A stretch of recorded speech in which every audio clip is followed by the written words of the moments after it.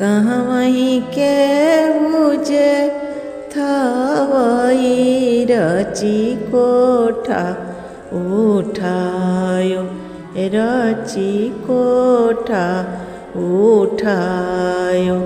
कहवा के रजपोती साहबा गढ़ देखन आयो। जनकपुर के बुझे थवई रची कोठा उठायो रची कोठा उठायो। अयोध्या के राजापति साहबा गढ़ देखन आयो।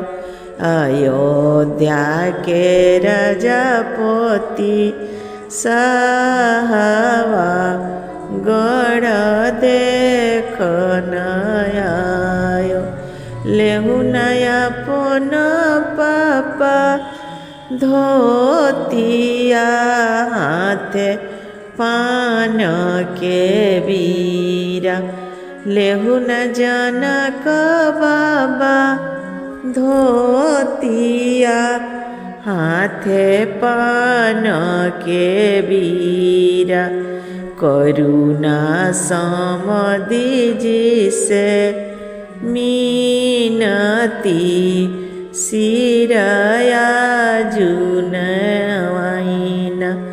ई सिर कबहुना नवले सिरया जुनवाइना।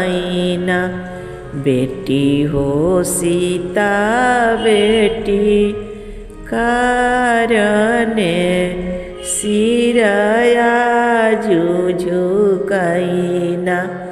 बेटी हो सीता बेटी कारणे सिरया जुना